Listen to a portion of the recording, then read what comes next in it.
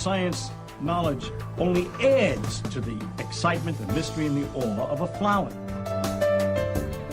Evidence is evidence. It's public. Everybody can look at the evidence and assess it, and eventually, if there's enough evidence, come to the same conclusion. For newcomers and old-timers alike, the Chloe Sanctuary hopes to give you insight into the health and happiness of your companion parrots. We hope to help you build happy homes using reliable and proven tools. The best homes are built on a rock-solid foundation. And the best foundation for a happy home is the bedrock of science. When we stand on the shoulders of giants, the scientists who have worked long and diligently to understand our companions, we can reach new heights of understanding. And understanding is the key to success. What does avian veterinary medicine have to tell us about our feathered friends? How can we prevent illness, see the signs of disease before it's too late, and care for our birds through ill health? What light does behavioral science shed on their nature, needs, and hopes? How can the tools of behavior shaping make our homes happier for us and our companions? How can we deal with biting, screaming, or other misbehavior? What is it like to live among parrots, let them roam around about you and share a life with them? How much freedom do you give them? What happens if you form a bond of trust with them? Watch and see what understanding their true nature can do for you. Come with us on a journey as we do more than examine a parrot's world. We live in it. Make some popcorn and bring in a few wood blocks. Let everyone have something to chew and a comfortable place to perch. Cockatoo is a presentation of the Chloe Sanctuary for Parrots and Cockatoos, a nonprofit charity dedicated to the empowerment of captive parrots and public awareness. Hi, and welcome to Cockatoo, Cockatoos with Attitude. Episode 35, Picky Eaters. A journey of 1,000 nibbles begins with one bite. Recently, there's been quite a few people talking about having problems with getting their birds to eat. And I think cockatoos... Coco! I should get you a hood. You can be like a raptor with a little hood over your head. Well, I guess I might as well. Hey. I guess I might as well introduce the birds while they're being so vocal. This is Coco, who hates cameras and tripods. And this is Lorelei, who likes to eat buttons and zippers and earpieces. And Babaloo, who will chew on wood and probably go after Chloe a couple of times. That's the way he is. He's getting better, but there we go again. Should I have to hood you again? I'll hood you again. I should get a falconer license. And Peaches, Peachy girl, you behind that egg crate? Somebody brought egg crates here. I don't eat eggs, but Peaches apparently likes egg crates. She's having fun with them. And Chloe, the superstar Chloe up there, who started it all. Didn't you, Chloe? Chloe? Chloe bird. Oh, thank you for the kisses. That's very nice of you. Thank you. And Sugar, who's sitting on the big perch up there. And I don't have a way to take a picture of this, but Salamander's on the floor. I'm sure you'll hear him rustling papers. He's down there trying to make a nest out of the local edition of the San Diego Union Tribune. Aren't you, Sal? Yeah, he's incommunicado. He's busy. And it's still that time. We have until March or later until they get out of this nesting mode. You guys having fun down there? I don't know if you're going to put up with that, Bob. So, the first thing to think about when you're dealing with trying to get these guys to eat, which isn't always the easiest thing to do. In the wild, they're taught by their parents. and their siblings and the rest of the flock, what's good to eat and what's not, and their diet mostly consists of what they've been taught. In captivity, they're often fed by tubes, where they actually shove a tube down their throat so that they can feed more birds. It's a way to make more money. It's obviously not good for the bird. I don't think we would do that to our own kids. We'd probably put people up on abuse charges if they did that with their dogs or cats. But it is a way for them to quickly feed a bird instead of actually letting them eat naturally. The best thing for them to do would be to eat from their parents and to be raised by their parents. But since that doesn't happen, we have to deal with all kinds of nutritional problems because they don't know how to eat. About 95% of what one of these guys knows, they learn when they're growing up. They have a long juvenile dependency period. It's roughly a year or longer in which they are learning the basics of life. 5% is what we call instinct, and the rest is all learned. So usually by the time you've gotten a parrot in your home, it has learned a ton of bad habits, and they're similar to us in that unless they're a Senegal, which will eat almost anything, some of the smaller birds will pretty much eat good food, and you can offer them vegetables and fruits and they'll eat them. But once a cockatoo's learned the wrong habits, it's hard to get them to eat.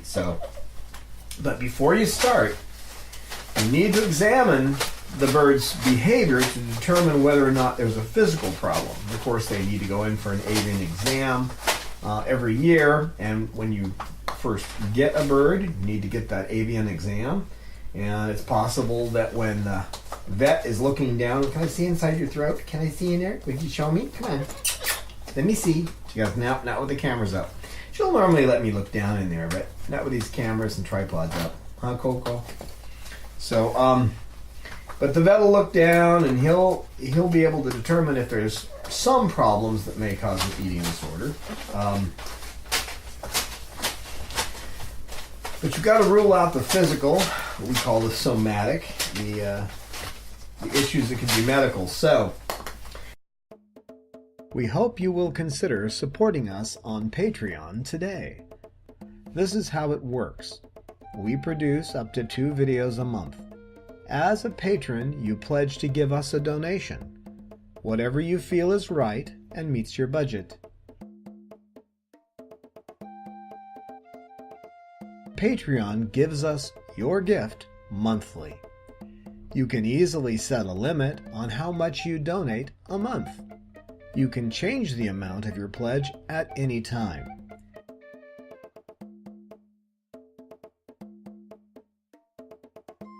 Your gift will allow us to continue bringing you entertaining and informative videos. Patreon.com/Chloe Sanctuary. We look forward to your participation in Cockatoo.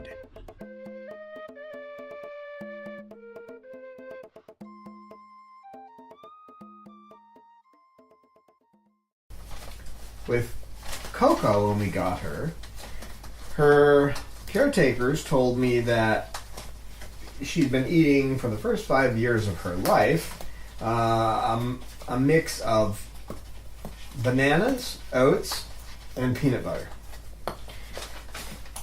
Soft food. And it didn't trigger anything in my brain because I hadn't run into a bird that had had its crop burned before.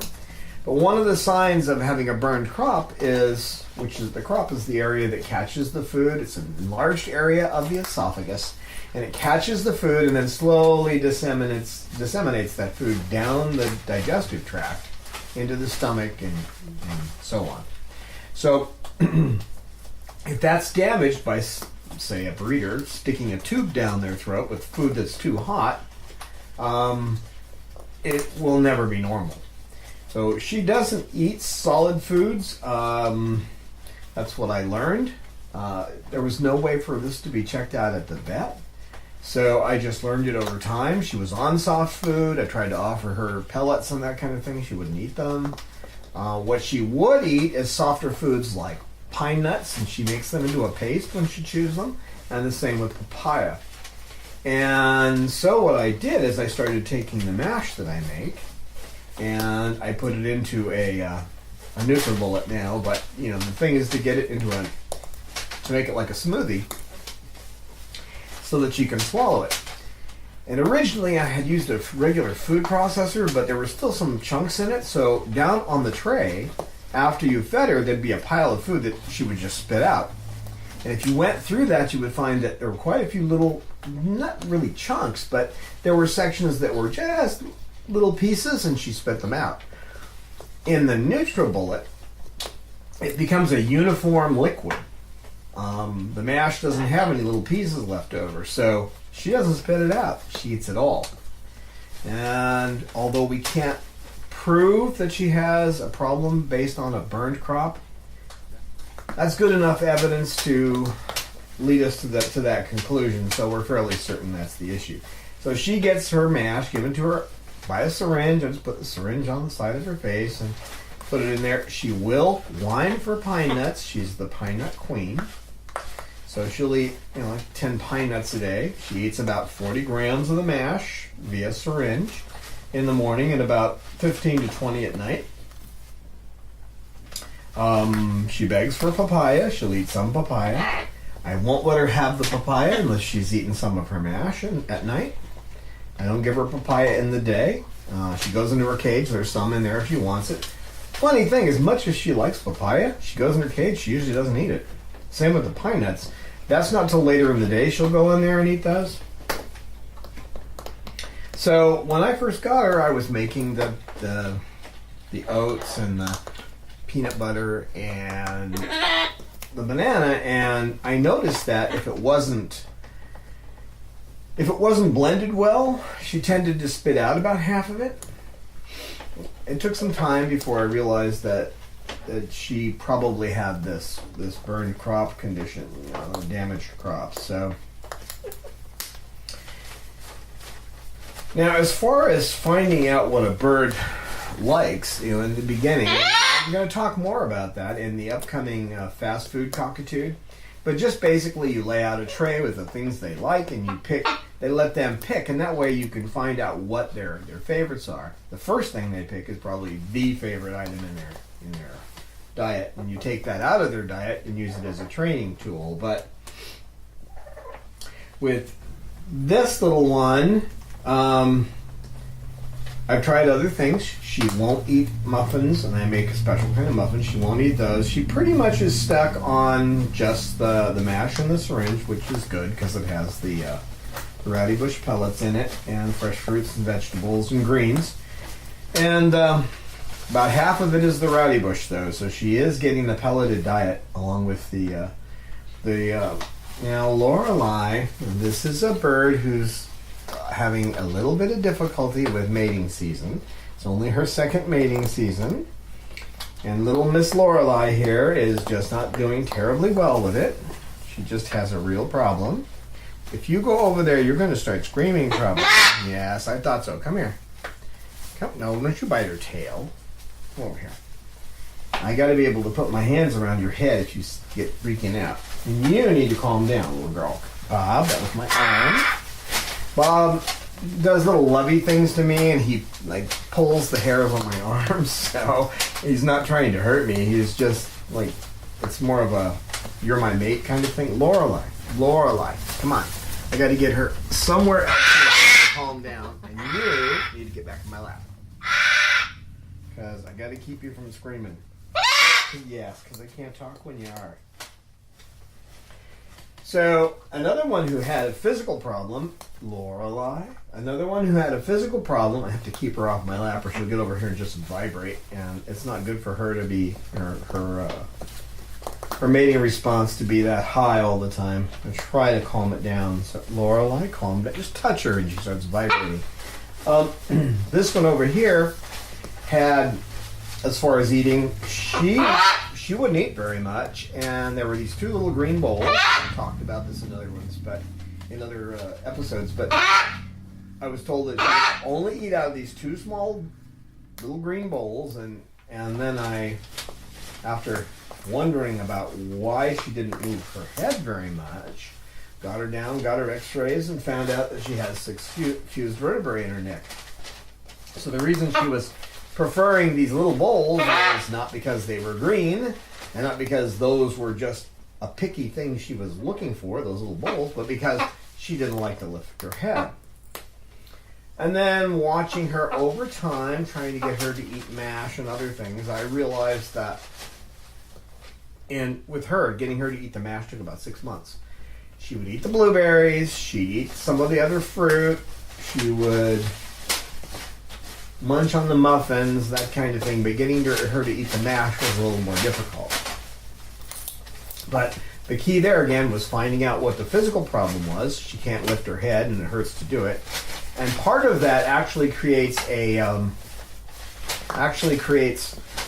indifference to eating. You know, the best example I can think of is a guy I did some computer work for, and he was blind. He'd been shot. He was trying to help a woman who was being accosted by somebody in a bar, and a guy shot him in the head. So he'd lost his vision, but he'd also lost his sense of taste. And I asked him why, how he could eat if he couldn't taste anything, and he said, "I do it for the activity." And I found that she would eat probably just because she was hungry and didn't have much interest in food. So if you've seen any of our pictures online, you've probably seen that she has multiple bowls. Some have blueberries, some have assorted vegetables on top. There's a little bit of our muffins, which our muffins have rowdy bush in them, and fruits and vegetables and that kind of thing. So you're going to see me keep pushing her head away because I'm trying to calm her down, but it's really hard to do right now. And I can move her, I can pick her up and put her in a different spot, but she'll just come right back down here probably. And no, I know you're going to scream if I put you down here. You're going to be calm now? No, it doesn't sound like. Yeah, I know. Cameras.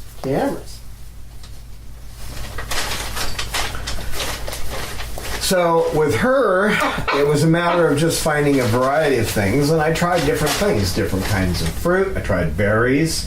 She ended up with blueberries. She loves her blueberries. She doesn't eat them every day, though. She loves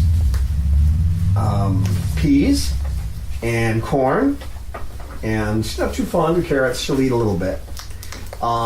She does like the mash. She'll eat the mash. But if she doesn't have a variety of foods, she's not doing it.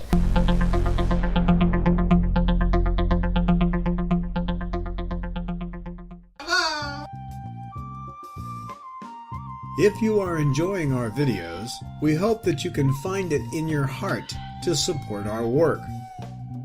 It costs between $25,000 to $30,000 a year to care for our flock of heartbroken and abused birds. Most of our birds came with feather destructive disorder. Even a basic exam with blood work costs $300. Medical emergencies cost us thousands a year. We are a non-profit, and donations are tax-deductible to the full extent of the law. We need your support. Birds deserve a happy and healthy life. Become our patron at www.patreon.com/Chloe Sanctuary to support us on a per-video basis, or donate at our webpage today.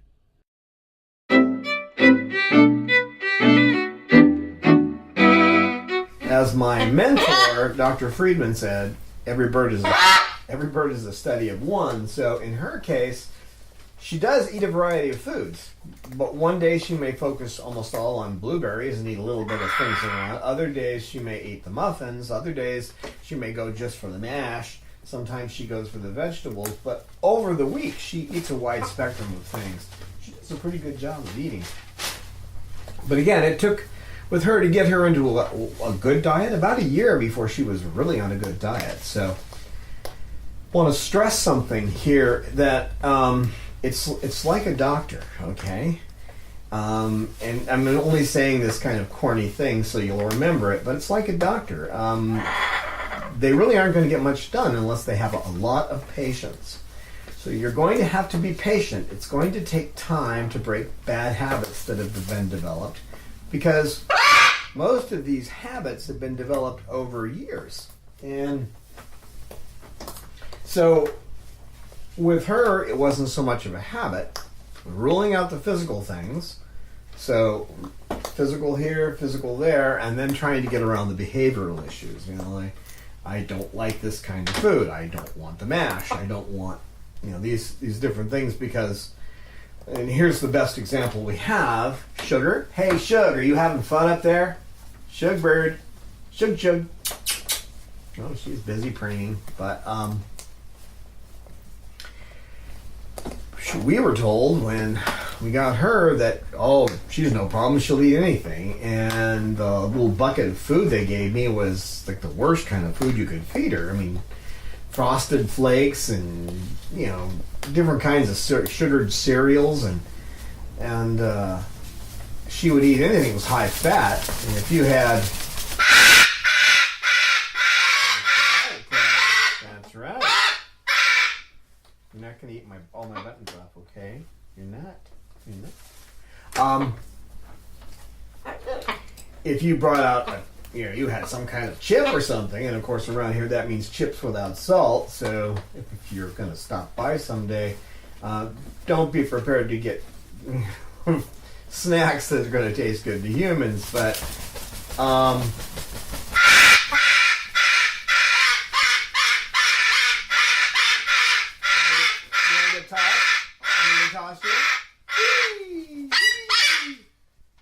That's it? You don't want any more than this? Just a little toss? She's like a salad, you gotta toss her. She loves to be tossed, don't you, baby? Don't you? You just don't like cameras. You're not gonna eat the buttons off the shirt. No, you're not. Well, you might succeed, but we don't want you to. Yeah. So with her, I made a mistake. Now, this is something you've got to think of the doctor and the patients, right? And if you try to get them on the right path to a nutritious diet, and you do it too fast, you can end up severely upsetting a bird. So she felt that she didn't have any food to eat, and that accelerated her feather destructive behavior. And so I had to step back. What I did was I went to the health food store. Not that their food is necessarily any, that much better, but I chose, like, a good example is I got Cheerios that were multi-grain. They weren't Cheerios. They were another brand. They had less salt. They had less other things in it that weren't good for her. And she didn't like them, so she didn't eat them.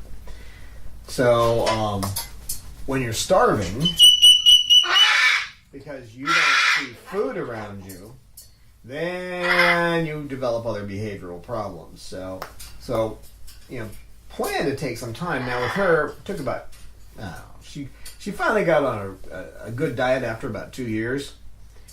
Now in that time, she did eat some good food, but she had, even today, when I make her bowl of food, which has a lot of different stuff in it that she likes yams. She'll go for those first. She used to go for the jelly. Strawberry jelly was her favorite thing on her for breakfast. Now she'll usually maybe take a bite of it at the end, but that was like a dessert. But in the beginning, when I made these bowls, if I didn't put a dollop of jelly, just a little bit, like half a teaspoon, in the middle of it, she wouldn't eat it. So that would mean that she would go digging around for other things like little pieces of papaya and that kind of stuff. But over time, she started looking around saying, I'll try this edamame. She figured out she liked edamame. That was maybe a year into it. She figured out that, hey, these blueberries are pretty good. And she'd eat those. She likes the muffins now. I'd say that came in at about 2 years, where she decided she liked the muffins. So Her diet now is pretty good. I would say I have her at about 90% of where she needs to be. So, as far as getting them to eat well, sometimes you just have to offer things over a long period of time while providing what they're used to, knowing that that may not be the best. If they're eating seed, you're going to want to get them off that. But you got to take your time with it. And there's a lot of tricks, and I'll give you an example. Cause is a bird that likes sunflower seeds. Okay, they aren't horrible. You can't live on a diet of sunflower seeds. You can't live on a diet of anything by itself. They aren't horrible. But unsalted sunflower seeds are her favorite thing. So she doesn't. At first, she wouldn't eat mash. What are you doing? No, I'm not going to let you go up there and scream in my ear. No, I'm not. I'm not going to let you go up there and scream in my ear. I'm not. Not. So what I started doing was putting a couple in her bowl where she's used to seeing them, and then throwing another 4 on top of her food. Well, to get to the sunflower seed, she had to stick her beak in the mash, and at first she did everything. They've got incredible control with these things. These beaks are much better than our teeth. And she would pick them out carefully to avoid the mash. But she did eventually taste the mash, and then she decided, well, the mash is pretty good. So now what she does is she eats the sunflower seeds out of the bowl down below. I don't put them on the mash anymore. Then she goes up and eats some of the mash, and then she'll usually come down and eat up the one piece of papaya in there. It's usually that pattern. First the sunflower seed, she rushes in for it. Then she goes up and eats mash, and then she comes back down and she goes for the papaya. That's the usual pattern.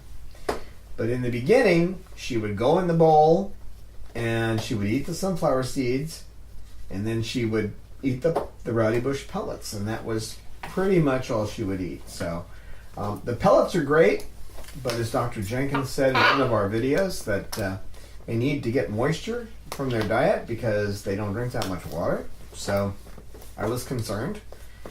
But eventually she got to where she liked the mash, and so I took the seeds off the top of it.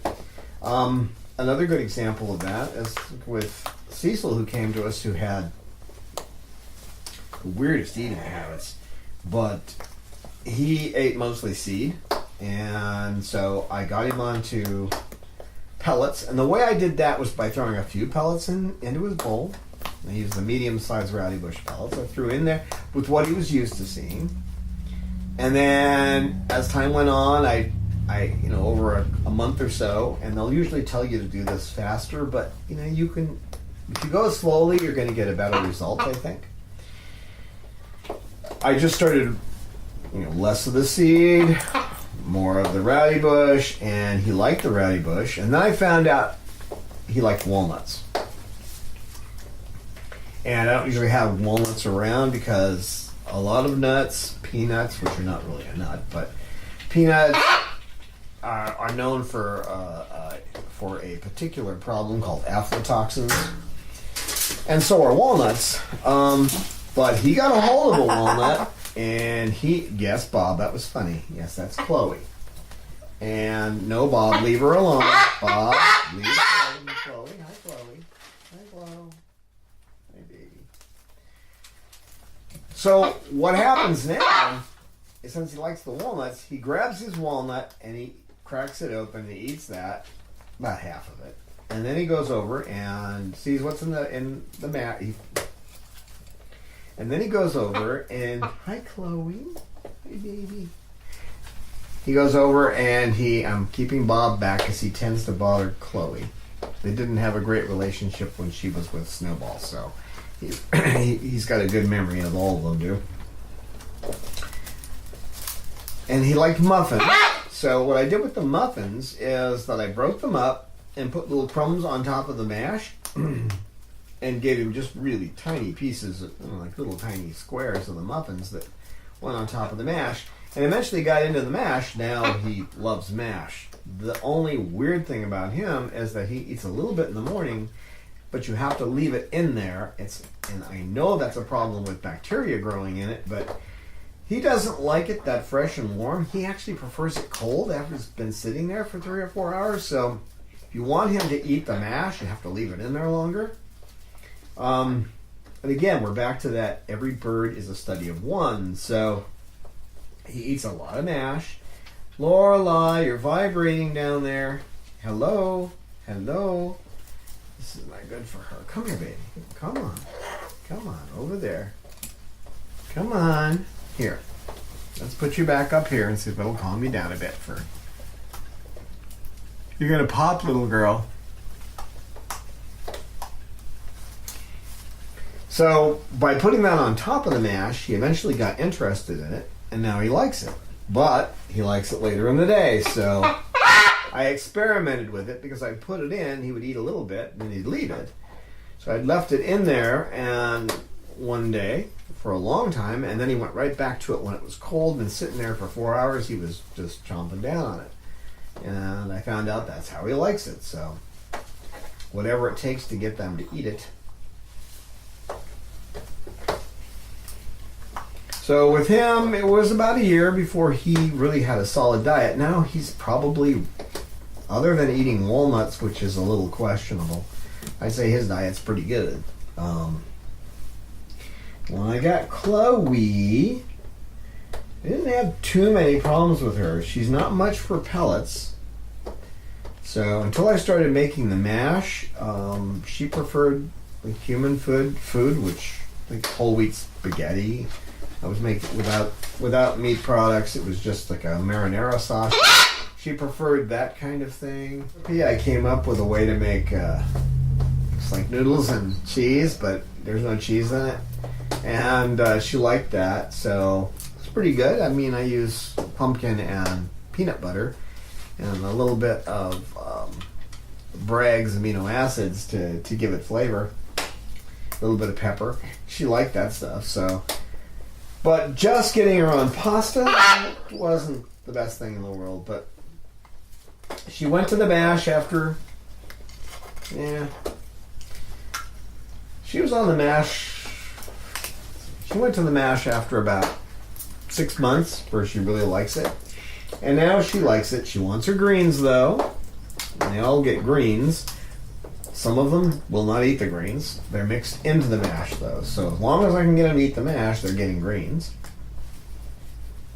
This one likes her greens. She'll go for them. Now Bob, when I got Bob, he was on Harrison's, which is wonderful stuff, but it's 5 times the price of Rowdy Bush, and Rowdy Bush it's not organic, but it has some quality ingredients in it. And Rowdy Bush is highly rated by veterinarians, so we use that.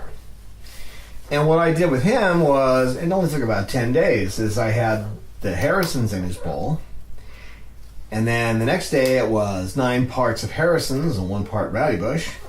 The next day it was 8 part Harrison's and 2 parts of Rowdy Bush, just like that. It reduced it till finally there was almost all Rowdy Bush and a couple of Harrison's in there. And I kept putting in the Harrison's for a while, and then took him out, and he was eating it just fine.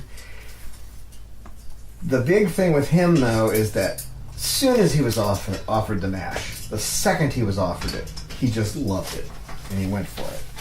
So since that time, we've added a lot of things to the mash, specifically for him because of his impending prolapse. And the mash now has squash in it, more squash in it, and some oats to help build fiber and moisture in his colon. And it's good for the other birds too, especially for Sugar, who has she has an impending prolapse as well, because you can hear her strain when she poops.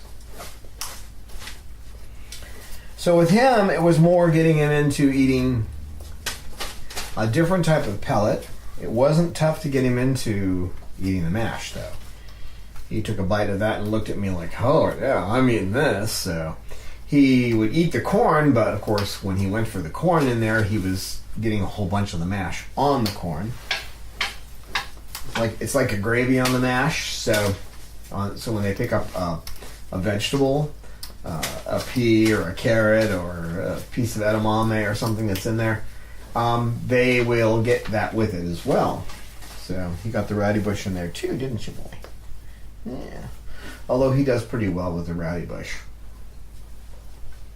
Now Lorelei, the little Loreleis, she was just a baby when she came to me. So she's pretty much learned to eat from me. She eats the mash. She likes pine nuts. She does like sunflower seeds. But about 90% of her diet is mash. She also likes, when Coco's getting fed, she likes to come over and get some of that syringe-fed food. And here she is, 5 years old, and she's wanting syringe-fed food. But, that's the way it goes, right, girl? Huh? She's probably the best eater in that she doesn't really eat much junk at all. She wants to try everything, though. So if I'm having spaghetti or I'm having some kind of food, I have to make sure that it is good for birds, just in case they get it anyway. But this one, yeah, she'll eat my salads. Won't you? Won't you? Yeah, you will, won't you? Oh, too, and how I got Bob to eat greens. Now, they need some greens. He didn't have any interest in greens at first. So what I did was I have some mayonnaise, which I get mayonnaise that doesn't have eggs in it, but I put a little mayonnaise on some cabbage, the shredded cabbage, and he started eating the cabbage to get the mayonnaise. And then I just thinned that out over a week until there was almost no mayonnaise on it at all. And now you put a big leaf of something in there like kale or chard, and he chomps down on a whole bunch of it. So after he's done with the mash, rarely goes for that first. Now with Salamander, when I got him, his poop was pink and about the size of a quarter. Now he's a big boy. That's a bird that weighs over 2 pounds, which Moluccan, that's a big bird. So he shouldn't. His poop should be that big, and it should be mostly green.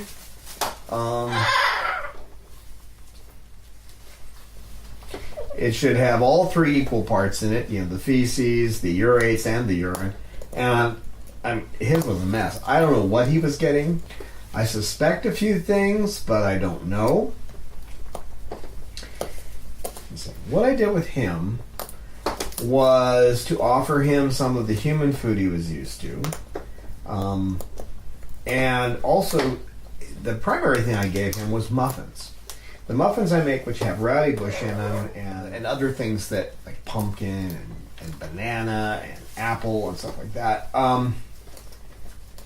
Some pine nuts on occasion when I can afford them, or walnuts, just a few, that kind of thing. Just something to get their interest. Well, he liked those. So if you put those on top of the mash, he would eat those, and the same as with Cecil, because they were on top of the mash. He tried the mash, and then he decided he liked it. He's weird, though. He'll only eat the mash maybe every other day, and the rest of the time he eats the muffins and pellets. But his poop's good. It's a lot of liquid in it. It's the size of a dollar. At bare minimum, it's the size of a dollar piece. And it looks good. As far as variety, he will eat a little bit of papaya. He does eat a few sunflower seeds. These are things that kind of draw their attention to the bowl. But mostly eats the bigger rowdy bush, the large ones. And he'll eat the small ones sometimes, but he crushes them up, and about half goes on the bottom of his cage, and the other half he eats. The big ones he eats almost the whole thing. With him, getting him to eat, just to get him interested in food was difficult enough. and they couldn't really tell me what he ate. I mean, they brought me some pellets and stuff, but I don't think that's what he was eating, because when I showed them to him, he didn't want anything to do with them. And obviously, the first day he was with us, that's what I gave him. They brought the food he was eating, supposedly. I put it there, and he ignored it. So I just put that along with the stuff we normally feed and some muffins, and within a day or two, he started eating the muffins. It took about 6 months before his poop started getting normal, and it didn't develop its current dropping size until about a year with us. So there, the trick was just offering him, again, what he had been eating and something else to see what he would do. And sometimes that's all it takes, just doing that. Other times you're going to have to wean off the food that they have. If they're used to eating something terrible, like a seed diet, you're going to need to wean that away. To slowly wean away what they're used to, and offer them something else in its place at the same time. But his diet is excellent now. His weight stays the same. And of course you need to weigh your birds, because you won't see them getting sick, and especially when you first get a bird, if you think they're eating what you're offering them, they may be losing weight, they may be starving themselves, and you won't see it because they eat a little bit in front of you. Good example is Sugar. She eats about 90% of what she does eat where you can't see it. If you want to see what she eats, you're going to have to set up a camera, because there's no way she's going to eat in front of you. The exception to that is if you have a chip. She likes the unsalted chips that I bring in. If she sees a chip, boy, she's right on it. If it's junk food, it gets her attention. One thing is they sometimes need comfort food.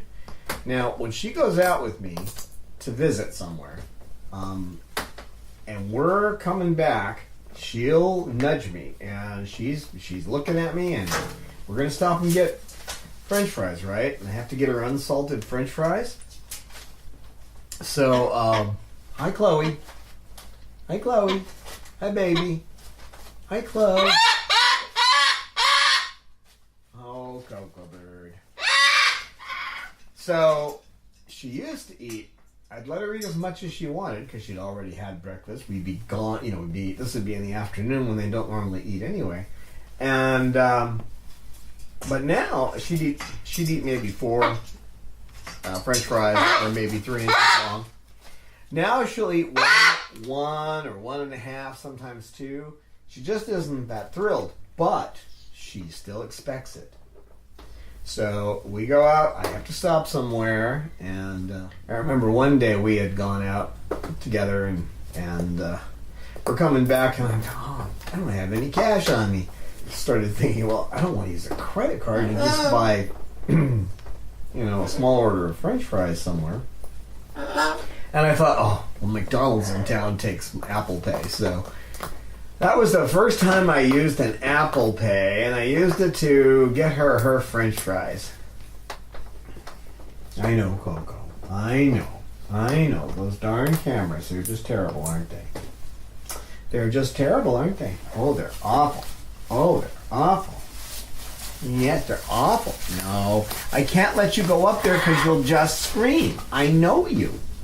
You want to try? I'll try. Go up there and see if you won't scream. Try not to scream, okay, baby? Come on, you can do it. You can do it. You don't have to scream.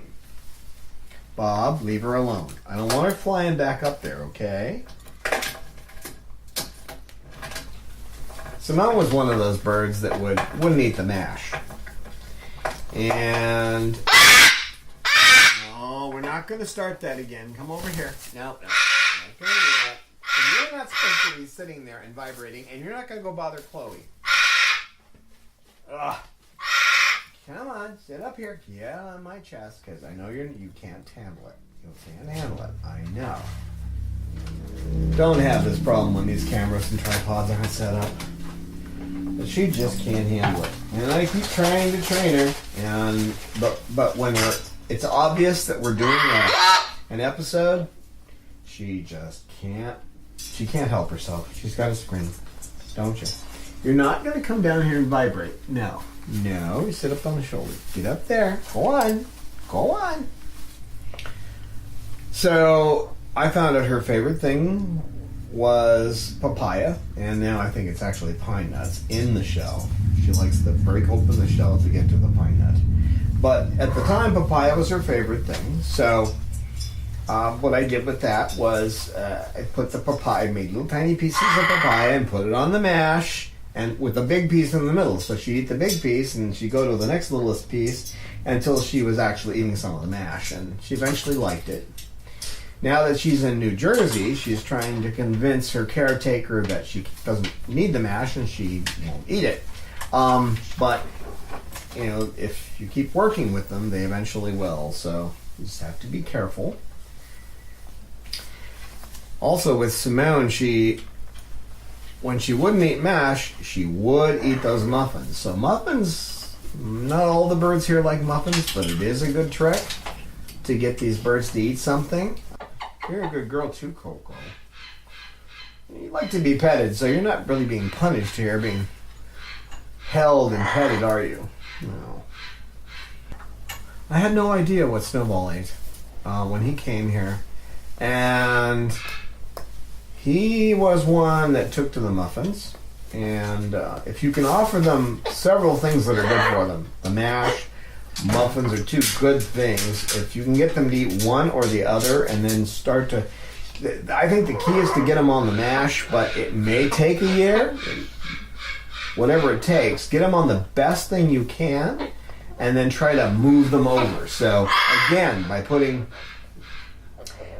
sprinkles of the muffins on top of the mash and then little chunks of the muffins on top of that, you eat a chunk, you see a little piece, you get a little piece of mash, you taste it, and after a while, you develop a taste for the mash.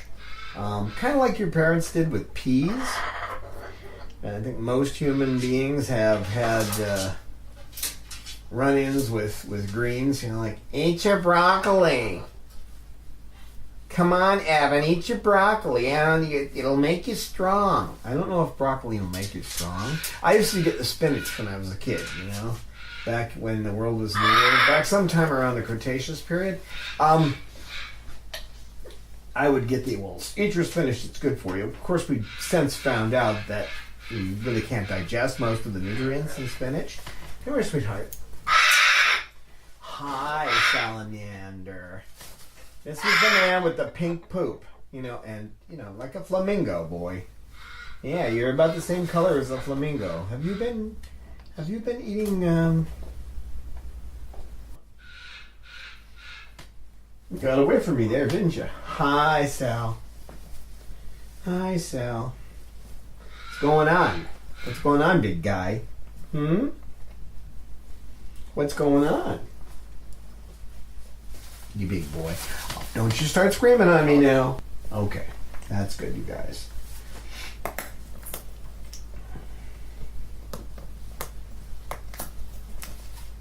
So I had no idea what Snowball was eating, and I just offered, like I say, I offered him the mash and put things in front of him that were good for him, and along some other things that weren't as good, like papaya and pine nuts. He didn't have any interest in pine nuts, in the shell or out. Didn't care for many nuts in general. That's okay. He did like almonds, though.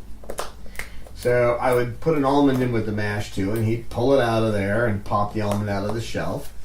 They were always in the shell.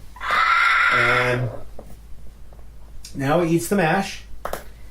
He'll throw greens out. Second he goes up to his bowl, he grabs the greens and throws them out. So he only eats the greens that are in the mash. He won't eat something that's sat on top of it. You're not going over there. What are you trying to get into? No, you're not going over there. What are you doing? What are you doing? Pretty girl. Pretty girl. Not getting enough attention. I'm sorry, Peach. You usually get so much more attention, don't you, baby? Don't you? Is that what the problem is? That way you're trying to leave? It's okay. You know I love you, baby. You know I love that baby girl. What? Put the egg carton over here. How's that? That better? Did you chew up all the wood? No, there's still some wood here. Look. Peach. There's some stuff for you there. See? Ah, there you go. That's a good girl. Lorelei? Oh, here we go again. No, bad vibrations. Bad vibrations. You're not going to get down on me and start shaking. No, you're not. You're not. I love you, though. I love you.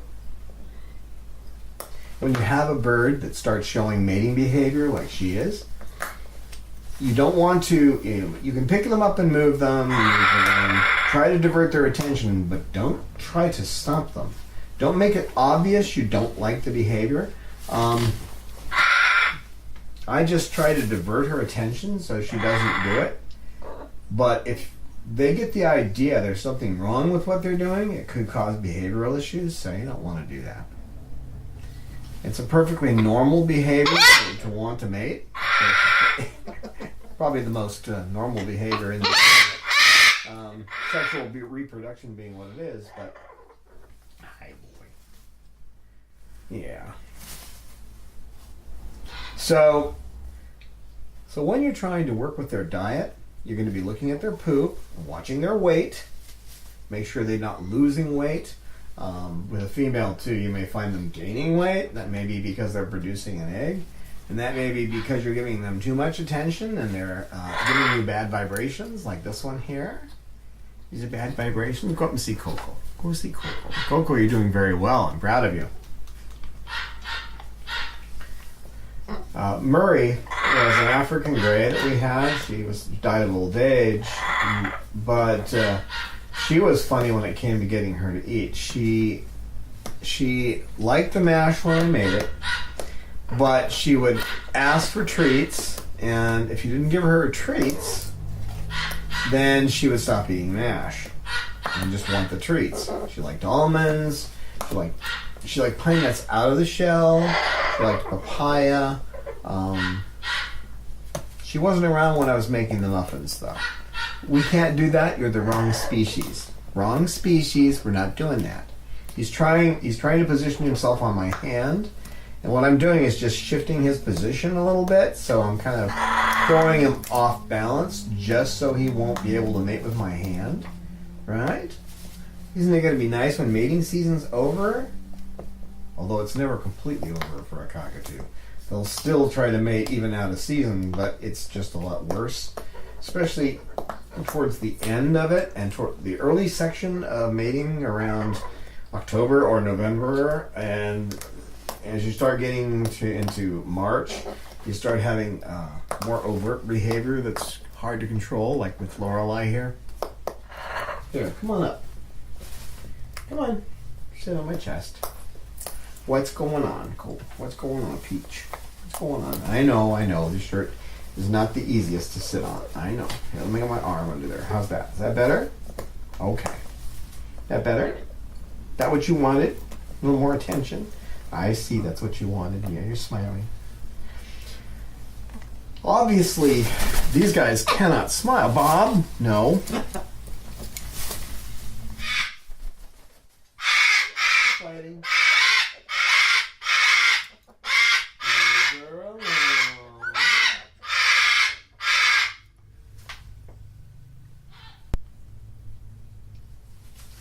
I got a chance. I have to preen that because that's just really obvious there. Is there anything else I can preen? Let me preen the rest of you. This is the other thing. He doesn't like to be preened, so if he's getting a little bit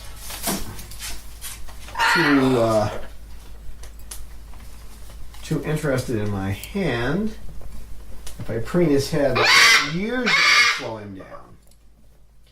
He doesn't absolutely hate it. It's just irritating to him when you preen him, but he needs to be preened anyway, don't you? Don't you, big guy? Yeah. So quickly, the main thing is you present when you first get a bird. You want to find out what you can about what they eat. Don't necessarily believe the people that tell you this bird eats this or this bird eats that. Don't necessarily believe it, but try to go with it, and then offer them different things. Put lots of little treats on a tray, and Have them select what they like, so you have an idea what they like. And then observe.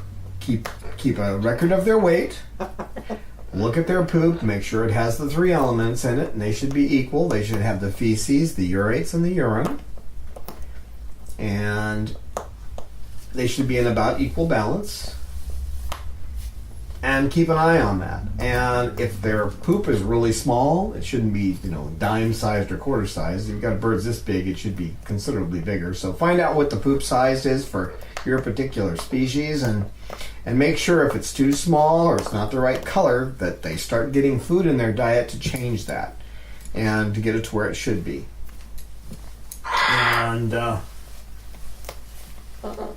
And then trying different things, but stick to what we know scientifically. The pellets are going to be the #1 thing you're going to want in their diet.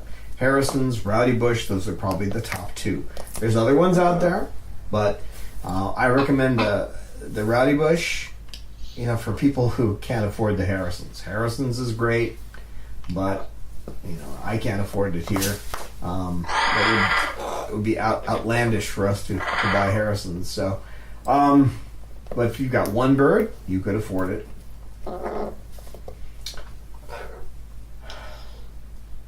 So get them on the pellets, and then get them in a mash. And because you want to get that liquid into their diet, the fiber and liquid into their diet, and that's one way to do it, to make sure they get the liquid. And so they don't, as a preventative towards prolapse. Again, they need their exercise, best exercise being flight there. But I think a combination of a good diet with enough moisture in it and fiber and exercise is the key, according to Dr. Jenkins, from what we know.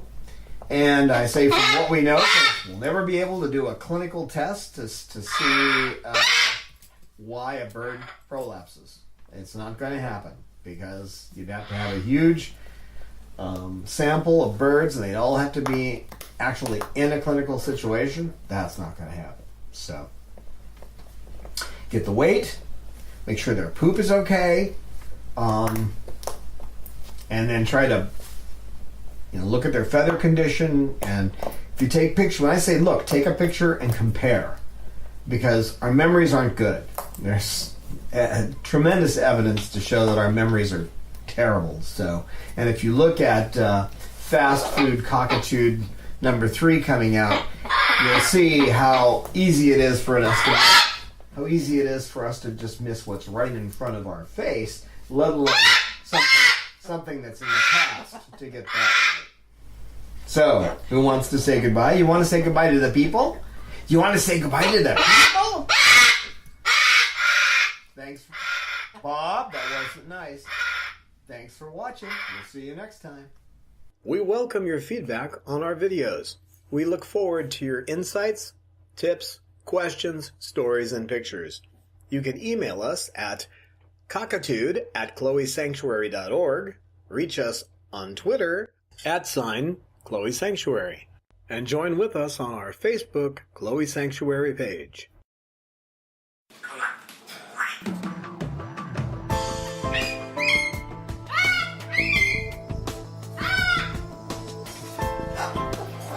Science knowledge only adds to the excitement, the mystery, and the awe of a flower. Evidence is evidence. It's public. Everybody can look at the evidence and assess it, and eventually, if there's enough evidence, come to the same conclusion.